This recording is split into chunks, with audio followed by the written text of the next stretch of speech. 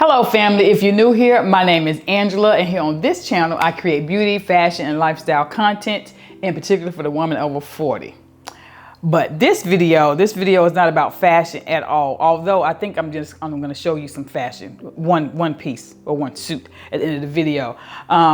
But this video is all about my life updates, kind of what's going on with me, a little bit about what's going on with my family. So this video is for my people who are fully invested in the Angela Mashelle YouTube channel and my life, and just kind of been watching and are familiar with my family, and including my son and my husband and my daughter and my grandchildren.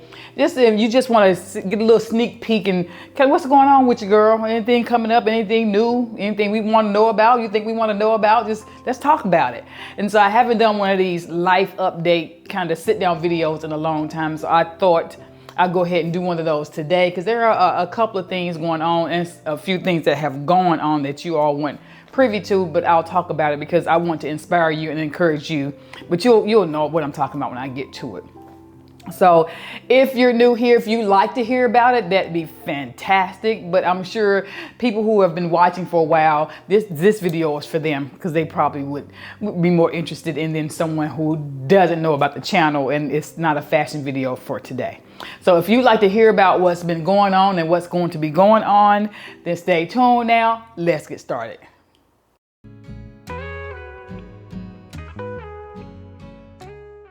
Have my little notes here.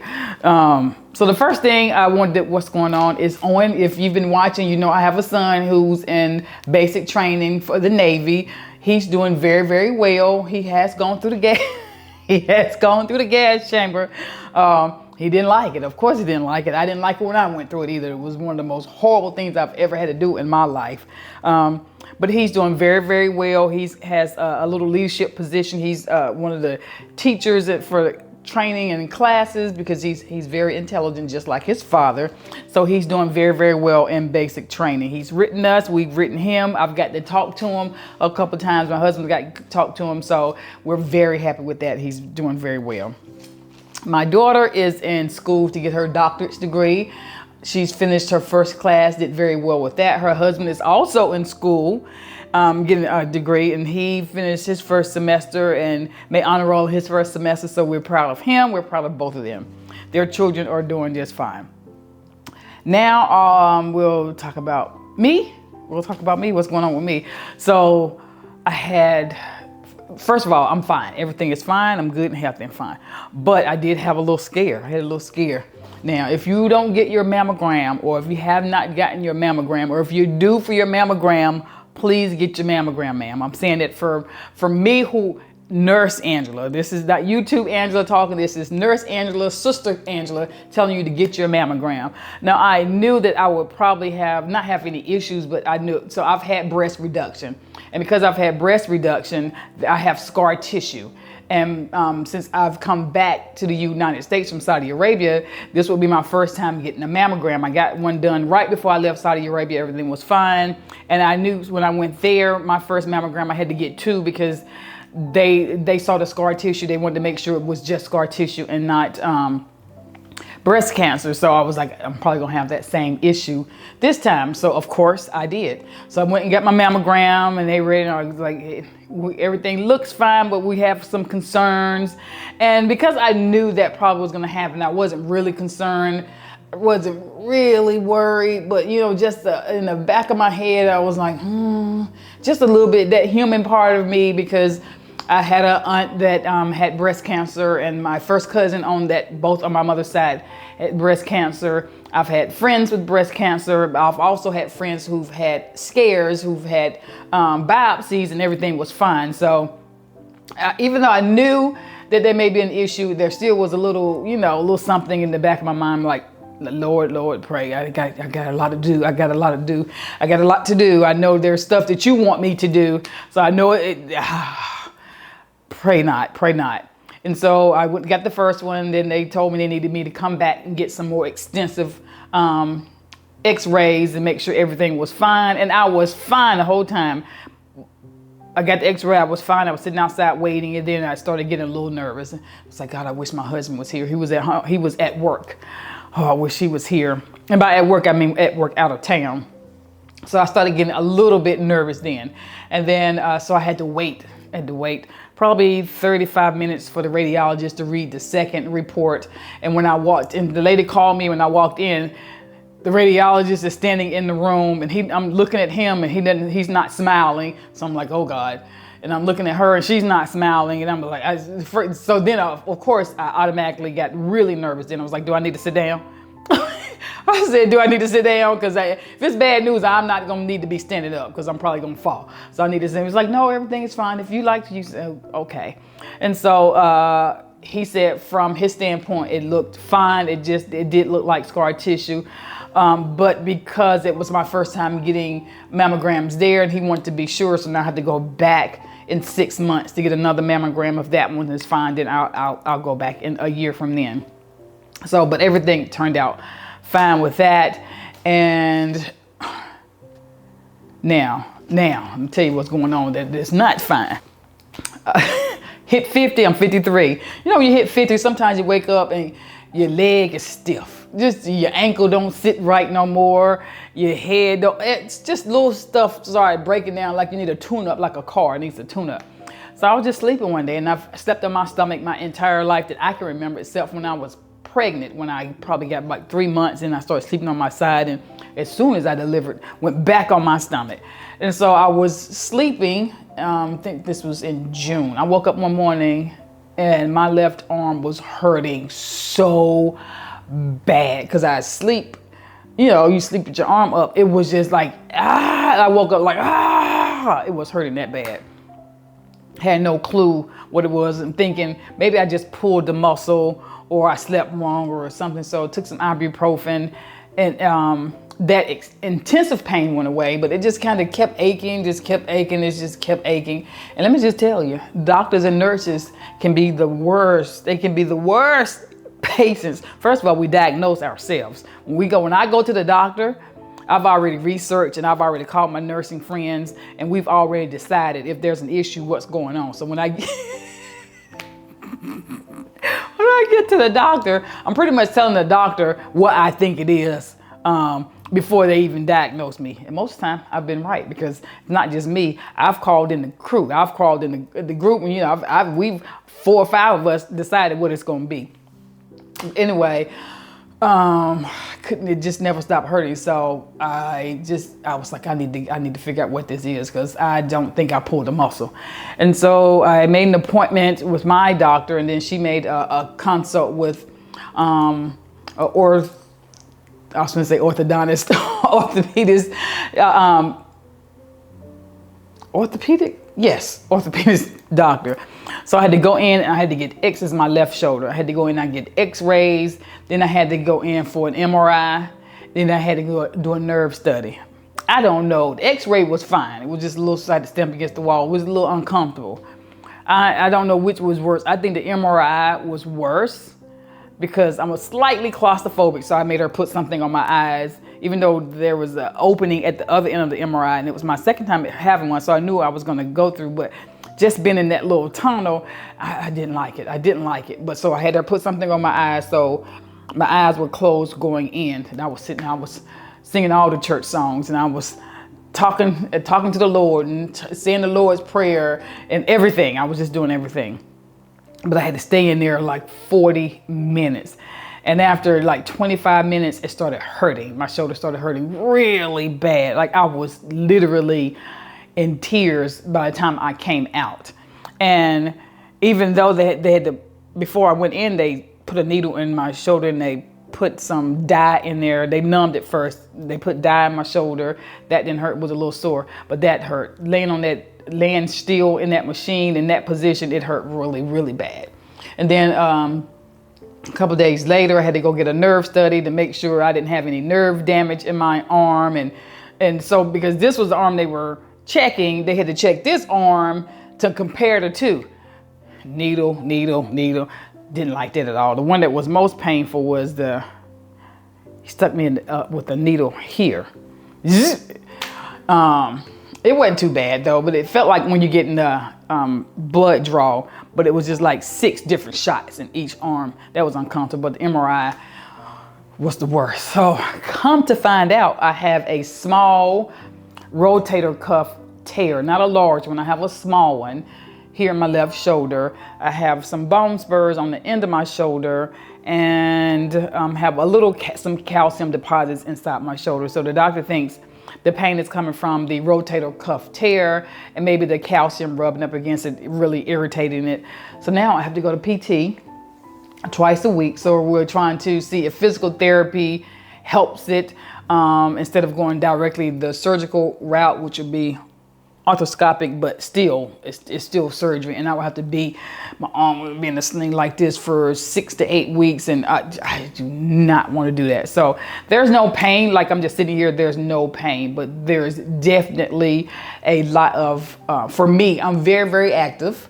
I am a tomboy at heart. I know y'all cannot believe it with all them shoes back there, but I am a tomboy at heart, and I like to be outside, I like to be doing stuff, so I can lift fine, but I can't as far as I can get this arm. See this arm? This is as far as I can get it. And I can't put my arm all the way. That's as far as I can get it on my back. This arm is fine. So I'm getting PT twice a week. And so hopefully over time, it'll heal itself. I don't have to have surgery. So that's what's going on with me physically. Other than that, I'm fine. I've been really healthy. I would say I eat good, but I just eat whatever I feel like eating, to be honest. But I've been eating good during the summer. I eat really well during the summers because I love fruit.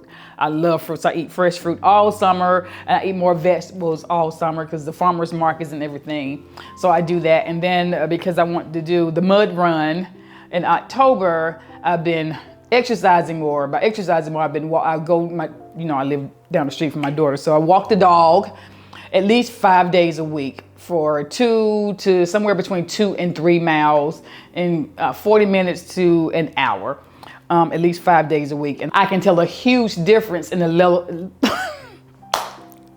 I can tell a huge difference in the level of energy that I have. My energy level has grown substantially since I've been exercising consistently. I've always exercised, but not always consistently. But since I've been doing a minimum of 5 days a week, sometimes it's every single day, then my energy level has grown, and I'm really, really pleased with that. So that's what's going on with me physically.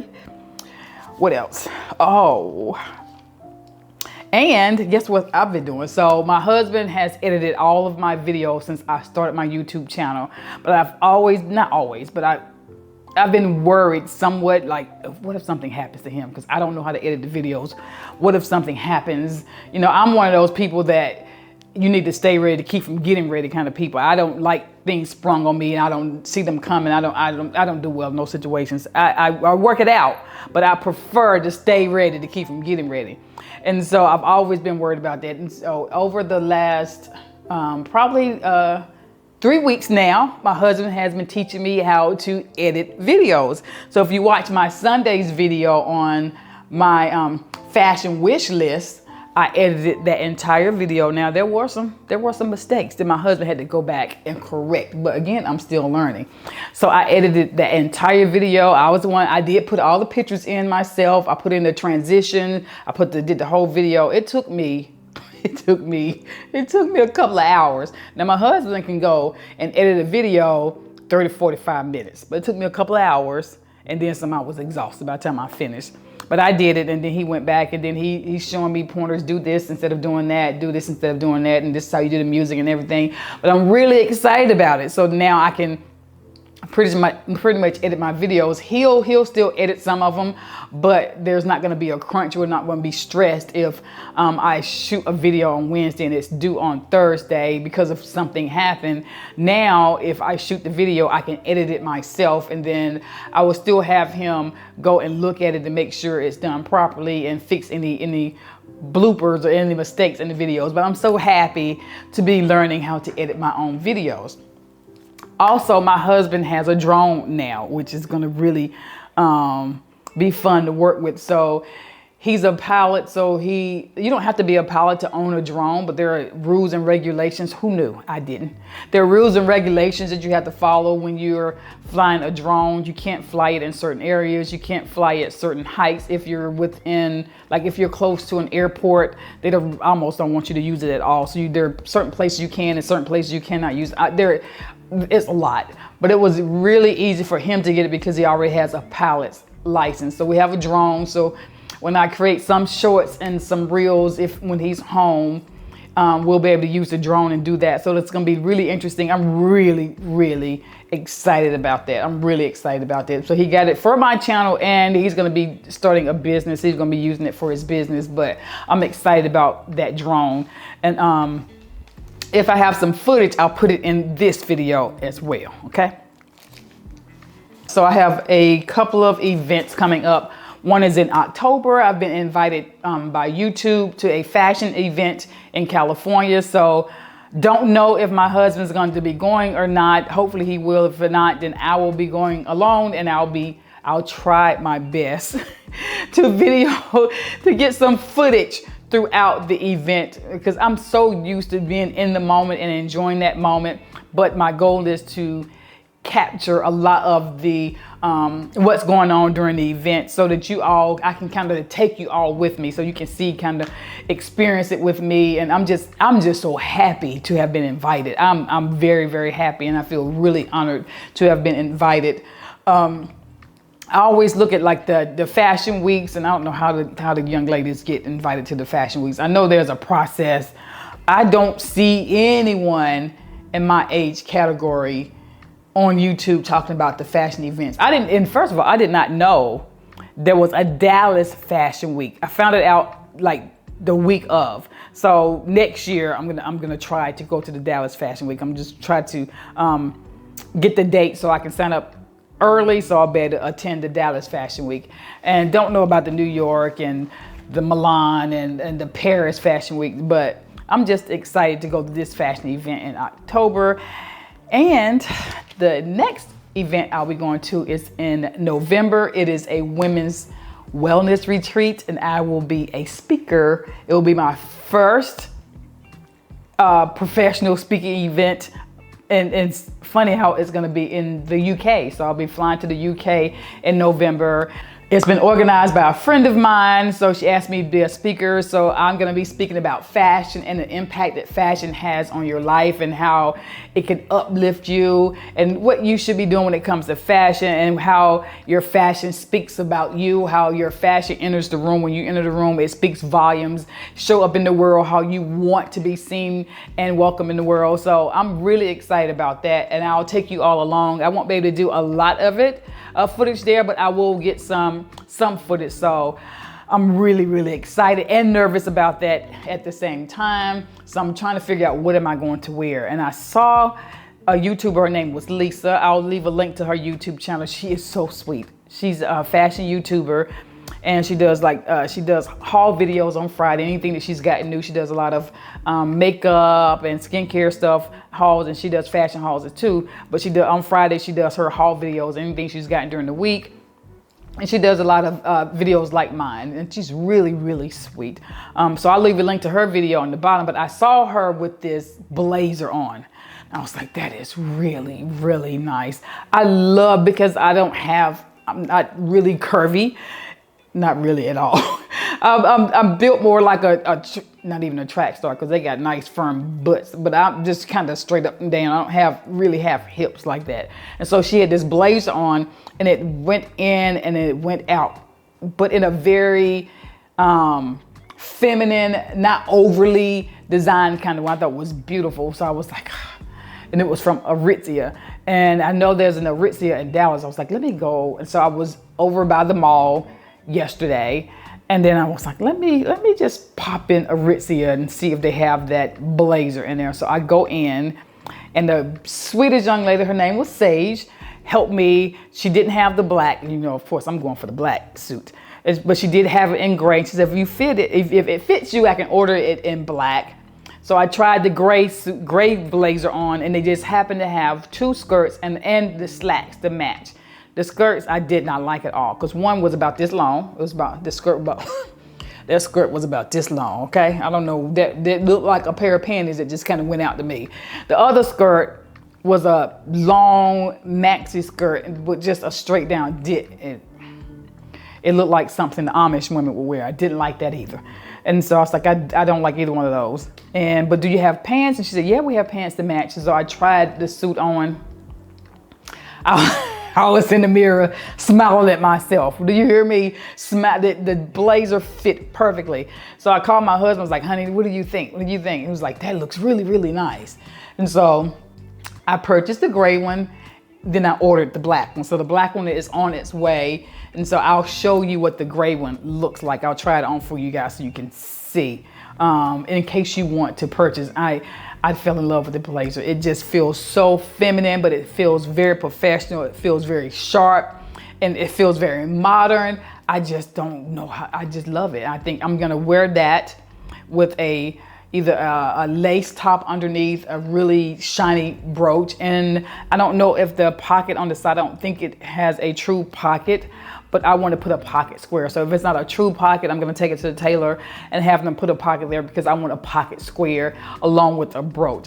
I want that contrast of feminine and masculine when I put the suit on because I'm gonna have heels on, so it's gonna be very feminine, and the fit is everything. So I'll show you what that suit looks like.